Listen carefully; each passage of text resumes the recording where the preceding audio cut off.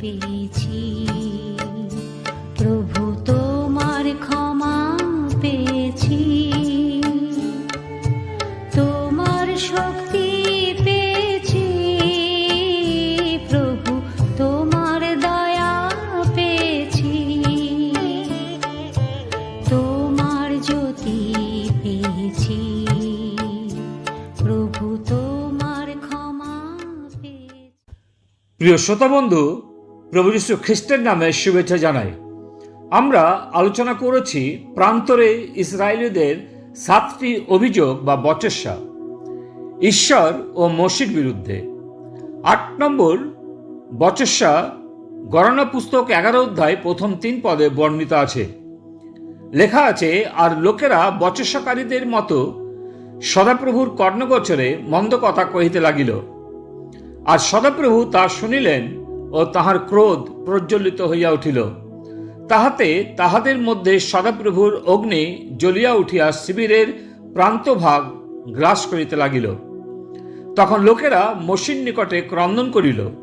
তাহাতে মসি সদাপ্রভুর নিকটে প্রার্থনা করিলে সেই অগ্নি নির্বাণ হইল।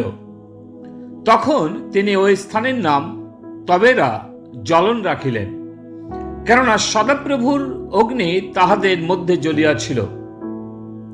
এই বিশেষ অংশে লক্ষ্য করতে পারি, ইসরায়েলীয়রা নিজেদের শিবিরে তাম্বুতে একত্রিত হয়ে বচসা শুরু করেছিল। এর পূর্বে তারা শিবিরের বাইরে অভিযোগ বা বচসা করত, কিন্তু এখন তারা নিজেদের বাসস্থানে ঈশ্বরের বিরুদ্ধে বচসা আরম্ভ করলেন। কিন্তু ঈশ্বর সমস্ত কথাই শুনেছেন। তারা প্রতিদিন মান্না খেয়ে খেয়ে ক্লান্ত হয়ে পড়েছে। এখন তারা মিশরের যে খাবার তার জন্য লোভাক্রান্ত হয়ে বচসা করছে। তারা বচসা খোলা আকাশের নিচে করুক বা তাম্বুর ভেতরে করুক, তা প্রকাশ পাবে, বা ঈশ্বর তিনি সবকিছুই শোনেন। মথি লিখিত সুসমাচারে প্রভু যীশু বলেছেন, ঘরের কোণে যা কিছু বলবে ছাদে তা প্রকাশ হবে।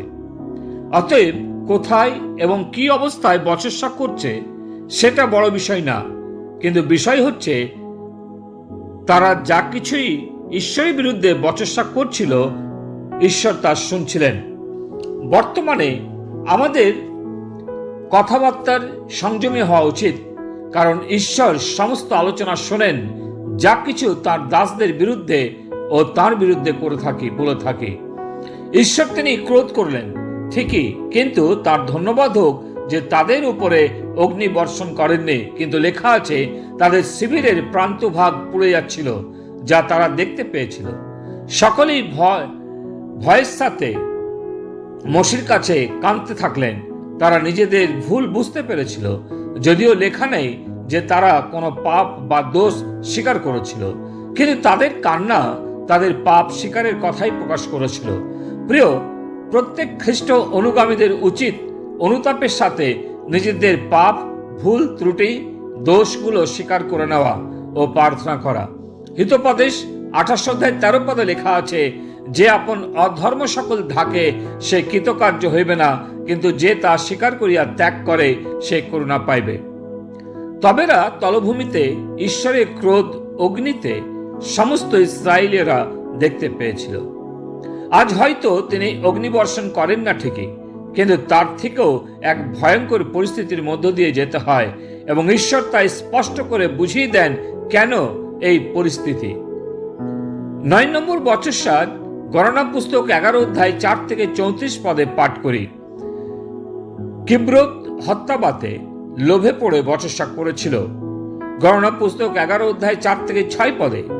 আর তাহাদের মধ্যবর্তী মিশ্রিত লোকেরা লোভাক্রান্ত হইয়া উঠিল। আর ইসরায়েল সন্তানগণও পুনর্বার রোদন করিয়া কহিল, কে আমাদেরকে ভক্ষণার্থে মাংস দেবে? আমরা মিশর দেশে বিনামূল্যে যে যে মাছ খাইতাম তাহা এবং শশা, খরবুজ, পরু, পলান্ডু ও লসুন মনে পড়িতেছে।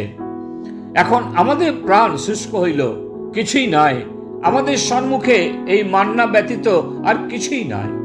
10 পদে লেখা আছে, মসি লোকদের রোদন শুনলেন। তারা গোষ্ঠী সকলের মধ্যে প্রত্যেকে আপন আপন তাম্বু দ্বারে কাঁদিতেছিল, আর সদাপ্রভুর ক্রোধ অতিশয় প্রজ্বলিত হইল। মসিও অসন্তুষ্ট হইলেন। এই সময়ে মসির অনুভব করেছিলেন তার পক্ষে একা বিশাল জনতাকে নেতৃত্ব দেওয়া সম্ভব হবে না। ঈশ্বরের সাথে কথা বলে 70 জনকে একত্র করে দায়িত্ব বোঝাবার চেষ্টা করলেন, কারণ মসি ভীত হয়েছিলেন 6 লক্ষ প্লাস লোকদের জন্য এত মাংস কোথায় পাবে। কিন্তু ঈশ্বর পুনরায় তাকে বললেন, গণনা পুস্তক 11:23 পদে, সদাপ্রভু মসিকে কহিলেন, সদাপ্রভুর হস্ত কি সংকুচিত হইয়াছে? তোমার কাছে আমার বাক্য ফলিবে কিনা এখন দেখিবে। 31 পদে বলে, পরে সদাপ্রভুর নিকট হইতে বায়ু নির্গত হইয়া সমুদ্র হইতে ভারী পক্ষী আনিয়া শিবিরের ওপর ফেলিল। শিবিরের চারিদিকে এই পার্শ্বে 1 দিবসের পথ, ও পার্শ্বে 1 দিবসের পথ পর্যন্ত ফেলিল। সেগুলি ভূমির উপরে 2 হস্ত ঊর্ধ্ব হইয়া রহিল। আর লোকেরা সকাল, দুপুর ও রাত্রি মাংস খেতে থাকলো। কিন্তু মাংস তাদের দন্তের মধ্যে থাকতে কাটবার পূর্বেই লোকদের প্রতি সদাপ্রভুর ক্রোধ প্রজ্বলিত হইল। আর সদাপ্রভু লোকদিওকে ভারী মহামারী দ্বারা আঘাত করিলেন। মসির সেই স্থানের নাম কিব্রোত হত্যাবা রাখিলেন, কারণ সেখানে লোভীদেরকে কবর দেওয়া হয়েছিল। কারণ কথাই বলে, লোভে পাপ এবং পাপে মৃত্যু। অতএব প্রিয়, আপনার যা আছে তাতে সন্তুষ্ট থাকুন। লোভ করলে ঈশ্বর খুশি হন না, বরং শাস্তি দেন। ঈশ্বর এই বাক্যে আমাদের আশীর্বাদ করুন। পিতা ঈশ্বর, তোমাকে ধন্যবাদ দিই তোমার পবিত্র বাক্যের জন্য। আমাদের অনুগ্রহ দাও যেন আমরা লোভ থেকে দূরে থাকি, বচসার থেকে দূরে থাকি। প্রার্থনা প্রভু যিশু নামে চাই, আমেন।